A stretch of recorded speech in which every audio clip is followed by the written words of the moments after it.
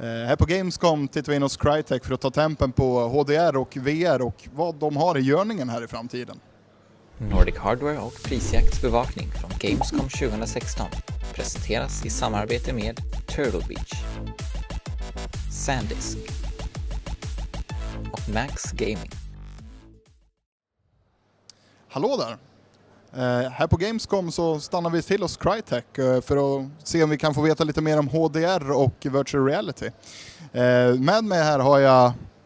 Hi, I'm Frank Vitz. I'm the creative director for the Cryengine team, in charge of development of the software. Cool. And who are you? I'm Elijah Freeman. I'm the executive producer for Robinson and the Climb. Nice. What do you guys think is the future of graphics and what's your focus right now?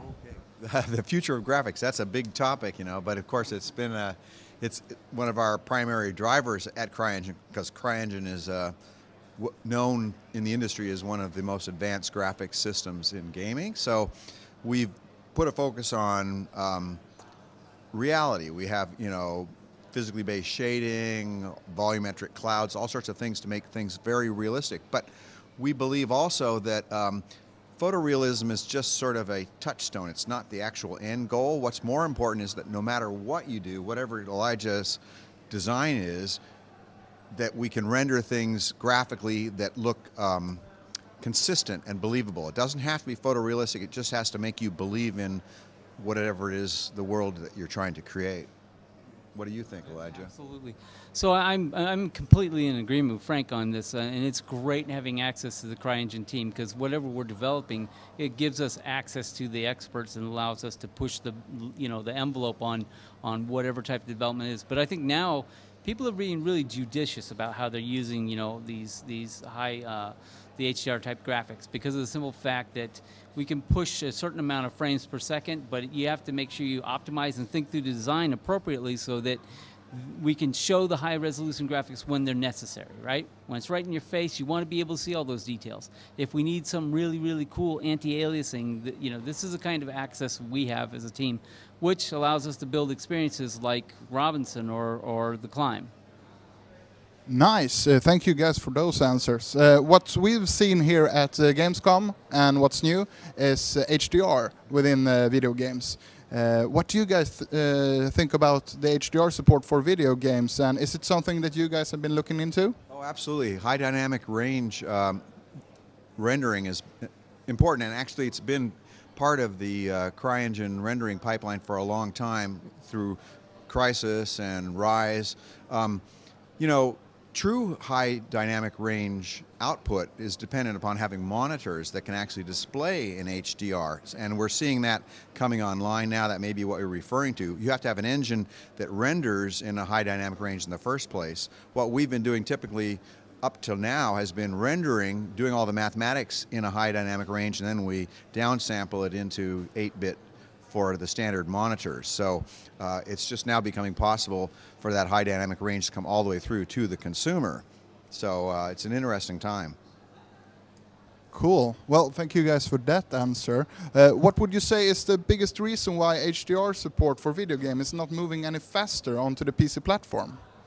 I think it's probably because what I alluded to earlier, that the monitors are not available. If everyone's been pushing higher and higher contrast ratio in the monitors, but you have to have actually the digital pathway out of your computer. HDMI now supports high dynamic range, which is basically more bits per second to allow you to display it. Like I said, we already compute the images in that range, so we need to be able to put them out to devices that support it. Unfortunately, the VR devices do not yet support high dynamic range displays. The displays we have in the small headsets are not HDR, so it's going to be a bit before we see the full impact of HDR, at least in VR. But on PC games, it's another story. Yeah, it seems like you're definitely locked to hardware. I mean, because we've been able to do 4K by 4K textures for a long time, 8K by 8K textures. That's not the issue, and we can stream this content in. But for what reason? Yeah. Did you see some new HDR devices here at the show? I'm sorry for throwing the mic at myself again. Well, I was referring to because we tested out the Microsoft Forza Horizon 3, which will come out with HDR support for the Xbox One S, and we also tested the Gears of War 4. That's a good point. The Xbox does support HDR out now, so if someone has a HDR monitor, then they can actually see it. It'll be great. Cool. Well, thank you guys for your input on the HDR. I know that you have with you 2 new VR titles here at the Gamescom. Me and Johan have been testing out The Climb and also Robinsons. Do you have anything to say, any personal opinions about the games? Well, you've got the man who created them here. Yeah, we're extremely pleased with the basically how they've been received by the public. Both The Climb and Robinson have been nominated for Best of Show at all the shows we've shown them that, and we feel like each time we've built a game, we've pushed that Crytek hallmark, innovation and high visual fidelity. And with both those games, we feel like we've learned a lot. And then on Robinson, we took all that best practices and applied it to one game, and this is the result. We think we have an unparalleled VR experience. But that's, of course, my opinion. I'm a little biased. Well, I have to totally agree with him. Actually, Elijah and I have a really good partnership going, because with him in charge of the games at Crytek and me in charge of the engine, I have a perfect vehicle for testing out the new visual features, and he's a driver of, Frank, can we do this? We need this specific feature that has to work in stereoscopic 3D in a headset, and we'll work out the technology and iterate between us, and it's very productive that way. So I'm really excited to be part of that. We're fortunate. I mean, I don't think too many people get access to the engine team, like we do. So that's an unusual thing. But you can see that's what gives us the edge in our development. And we also believe, it's my strategy that we can capitalize on what we've learned with the games that Elijah leads the charge with. We fold that learning into the engine, and then we share it with our developers. Cool. And lastly, I just want to check with you guys. What do you think is the thing holding virtual reality back as for now? Are there any limitations that you're looking into? And what would you say is the biggest obstacle right now in virtual reality? Well, actually, I think this is a new medium, right? So we're at the beginning, and I think that's the awesome part, right? Because the challenges that we're seeing are actually good challenges. But as we start to go towards that line where they totally reality aligns with virtual reality, that's what we want to get to. Because really, I want a holodeck. I want to jump in and be boom somewhere. And so I think eventually when we get to that point, that it's not, we're on our way. So we're not being held back. We're charging forward. So I think asking how the limitation is I don't think there is one. I think it's just our minds, just the hardware, just these things. We just got to build better stuff and faster. That's a good point. I agree. It's like there are challenges, but they're all good challenges. On the hardware side, of course, there's the obvious ones. We want higher resolution displays, so you get more clarity.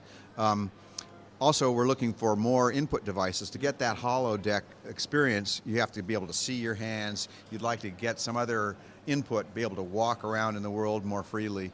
But we think we've got a pretty good handle on the basics of it, and now what we're looking at is the challenges in storytelling. How do you actually guide a person through the experience, reinforce that sense of being there through the interaction with the characters? And that's kind of gets into, it gets into the thing that we love the most, which is storytelling. Yeah, one of the things I think is really great, and I just want to mention this, I think that there is kind of a unique thing that's happening here in VR in general, and we're heading towards that point where where the hardware is matching the capabilities of the team, and the teams are focusing on the hardware. So I think all these things combined are allowing us to build those amazing experiences, and that's what you truly want. You want that level of immersion that gives you the feeling like, I don't want to leave this. I want to continue down this path. And with storytelling, Frank had done a storytelling piece to start out with, and then Robinson, we carried that on. And I think both of those pieces have just really escalated our, and I think the future's bright, man. I can't wait to see more of this. Even if it's, the rest of the world, this is broadening our base. Well, I feel the same. I hope we're moving on faster with the virtual reality. And I think that's it for the interview. I would like to thank you so much, guys, for participating and answering our questions. Det var allting här från Crytek, och nu har vi fått lite svar på hur det ligger till med HDR och virtual reality inför framtiden här på PC. Det är dags att spela lite VR, tänkte jag. Och för att göra det så tänkte jag kitta mig med MSIs nya Backpack VR-system.